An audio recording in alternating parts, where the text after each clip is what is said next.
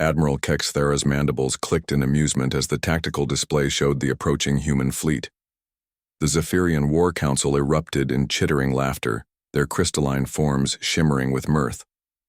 "Look at those primitive vessels," sneered General Vorthak, his four eyes gleaming with disdain. "Still using chemical propulsion and kinetic weapons. How quaint." The human fleet consisted of 12 ships, ancient-looking behemoths with scarred hulls and crude angular designs. They drifted toward the Zephyrian Armada like relics from a forgotten age, their outdated engines leaving trails of visible exhaust. In space, Admiral Kexthera had reason to be confident. His armada numbered 300 vessels, each equipped with plasma cannons, quantum shields, and FTL interdiction fields. The Zephyrians had conquered 17 star systems using these. Technological marvels, and now Earth, humanity's last stronghold, lay before them like a ripe fruit ready for plucking. "Shall we offer them terms of surrender?" asked Commander Yixful, though his tone suggested it was merely a formality. "Let them come closer first," Kexthera replied, his voice carrying the authority of countless victories. "I want them to see the full might of the Zephyrian fleet before they grovel."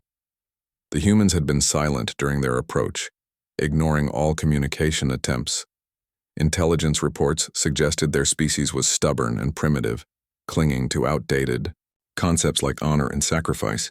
The galaxy had watched with detached interest as system after system fell to superior alien forces, driving humanity back to their origin world.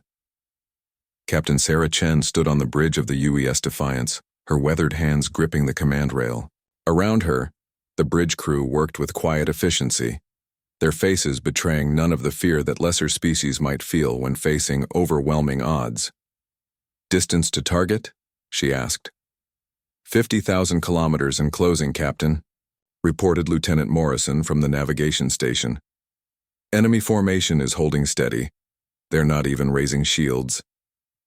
Chen's lips curved into a grim smile. Of course they're not. Why waste power on antiquated human weapons?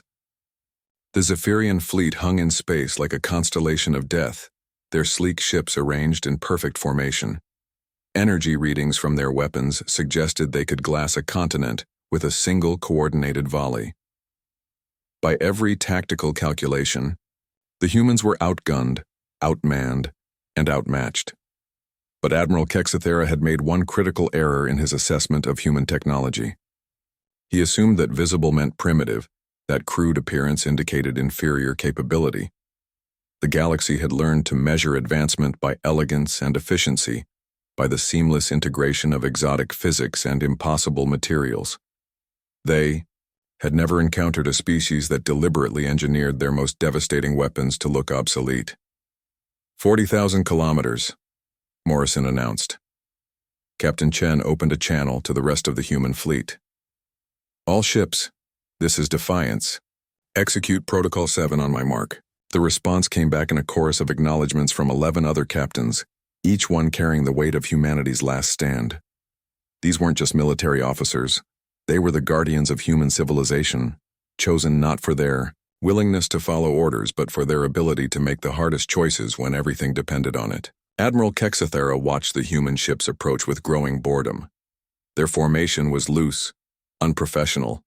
Their hulls showed signs of hasty repairs and jury-rigged modifications. Everything about them screamed desperation and technological inferiority. 30,000 kilometers, his tactical officer reported. "Shall we begin charging weapons?" "Not yet," Kexthera decided. "Let's see what these primitives plan to do with their—" The universe changed. There was no warning, no massive energy buildup that the Zephyrian sensors could detect. One moment, 300 ships hung in perfect formation, their crews preparing for an easy victory. The next moment, space itself seemed to fold. The 12 human vessels didn't fire weapons in any conventional sense. Instead, they activated systems that had been built into their very hull plating, disguised as simple armor and structural supports. Quantum field manipulators, each one representing decades of human theoretical physics and engineering genius, came online simultaneously. Reality bent. The Zephyrian ships, so perfectly arranged in their tactical formation, found themselves caught in a localized space-time distortion that compressed three-dimensional space into something far more compact. 300 vessels, spread across thousands of cubic kilometers, were suddenly occupying the same few cubic meters of space. The laws of physics, as inflexible as they were absolute, resolved this paradox in the only way possible.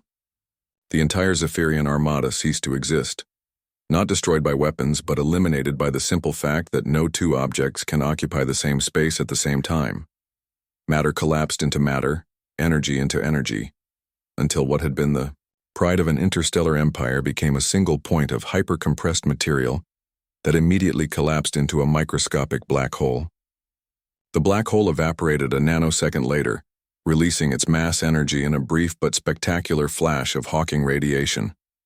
Where 300 ships had been, there was only empty space and the lingering whisper of exotic particles. Captain, Chen watched the tactical display clear of enemy contacts, her expression unchanged. Around her, the bridge crew maintained their professional demeanor, though she could see the satisfaction in their eyes. All ships report successful activation, Lieutenant Morrison announced. No damage to human vessels. Enemy fleet is neutralized. Chen nodded, then activated the fleet-wide communication system. All ships, this is Defiance, mission accomplished. Signal Earth. The Zephyrian threat has been eliminated. The human fleet began its journey home, their scarred and primitive-looking hulls concealing the most sophisticated weapons ever deployed in the galaxy. Behind them, space itself slowly healed from the violence they had done to its fundamental structure. News of the Zephyrian Armada's disappearance spread quickly through the galactic community. Most species assumed it was some kind of tactical withdrawal or strategic redeployment. The idea that 12 obsolete human ships could eliminate 300 advanced warships in a matter of seconds was simply beyond their comprehension. But a few of the galaxy's more thoughtful observers began to reconsider their assumptions about humanity. Perhaps there was more to these crude, primitive beings than met the eye. Perhaps their refusal to adopt standard galactic technology wasn't ignorance, but something far more dangerous. Perhaps humanity had never been as helpless as they appeared. The galaxy had laughed at Earth's obsolete fleet. None of them were laughing now.